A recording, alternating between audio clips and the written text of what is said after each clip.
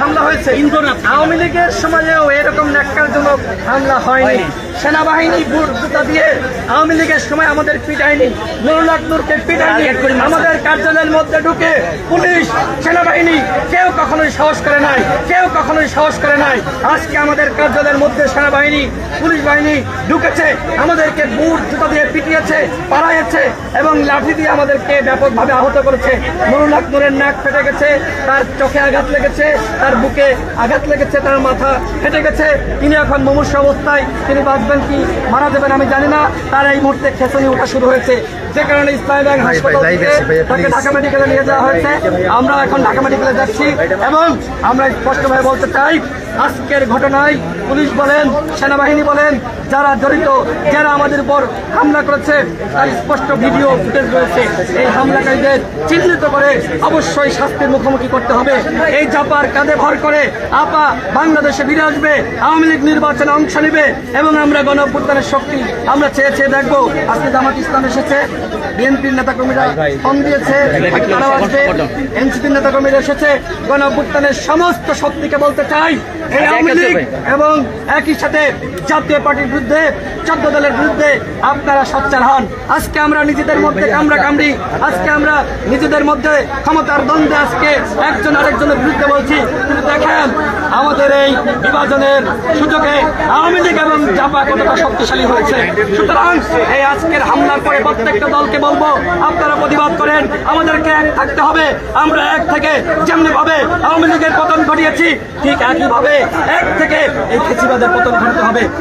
পর্যন্ত আওয়ামী লীগের ফেসিবাদ তন্ত্রের পতন হয় নাই, আমাদেরকে লড়াই করতে হবে এবং লড়াই করে জাতীয় পার্টি এবং 14 দলের দোসরদেরকে প্রতিহত করতে হবে।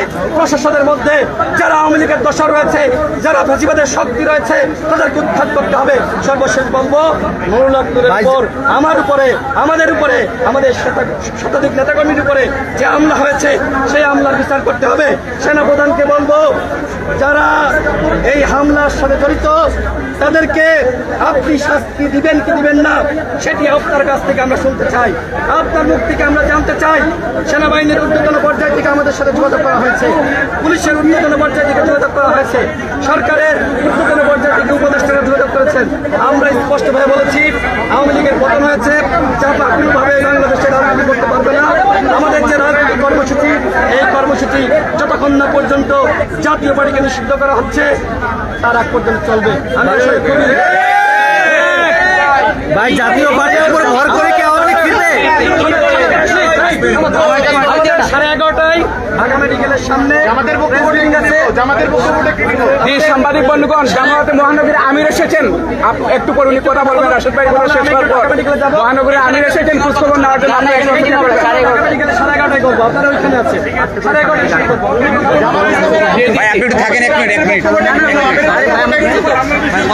সম্মানিত সাংবাদিক বন্ধুগণ, ইতিমধ্যে গণ অধিকার পরিষদের খোঁজখবর নেওয়ার জন্য কেন্দ্রীয় নির্বাহী পরিষদের সদস্য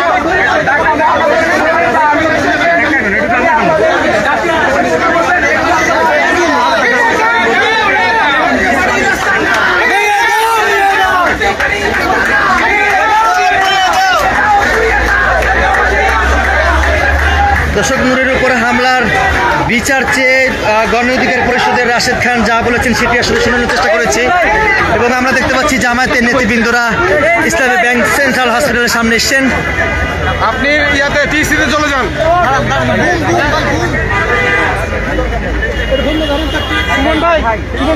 ভাই আর একটু পিছাই পিছাই স্যার, একটু পিছাই স্যার, স্যার একটু পিছাই পিছাই পিছাই ভাই, একটু জোরে বললেন, বুলবুল ভাই একটু জোরে বললেন,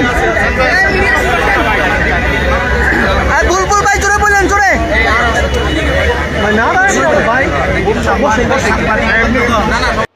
দেশ ও দেশের বাইরের সম্মানিত দর্শকবৃন্দু, আসসালামু আলাইকুম। যারা এখনও এই চ্যানেলটি সাবস্ক্রাইব করেন নাই, চ্যানেলটি সাবস্ক্রাইব করুন আর আপনার মতামতটি অবশ্যই কমেন্টে জানাবেন। সকলকে ধন্যবাদ জানিয়ে আমি আজকের মতো এখানে বিদায় নিচ্ছি। আল্লাহ হাফেজ।